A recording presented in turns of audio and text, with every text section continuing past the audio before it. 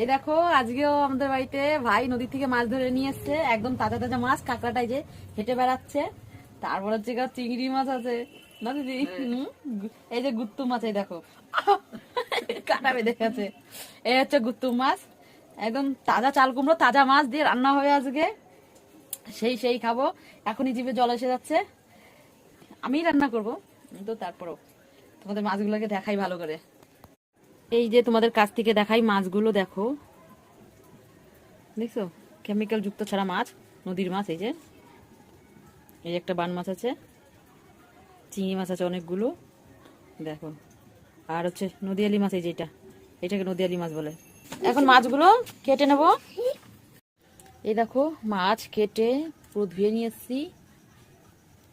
আর এই যে হচ্ছে ছোট্ট একটা চাল কুমড়ো, এই চাল কুমড়োটা দিয়ে তরকারি হবে এই গুঁড়ো মাছ দিয়ে। ওহো, এই যে আমার চাল কুমড়ো আর আলু কাটা হয়ে গেছে। এই যে মাছ, এখন আমি হলুদ দিয়ে দিচ্ছি, লবণ,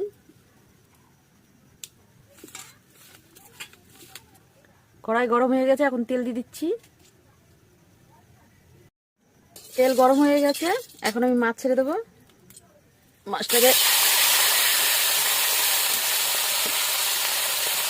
ভালো করে ভেজে নেবো। মাছটা এক পাট ভাজা হয়ে গেছে, এখন উল্টে দেবো। এই দেখুন চিংড়ি মাছগুলো কি সুন্দর লাগছে দেখতে।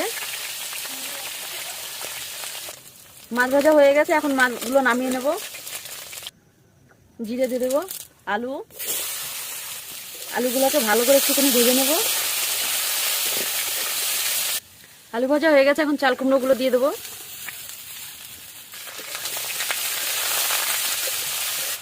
লবণ স্বাদ অনুসার, হলুদ, কাঁচা লঙ্কা,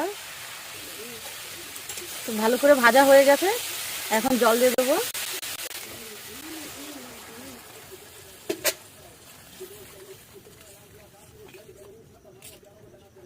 ভালো করে জাল দেবো।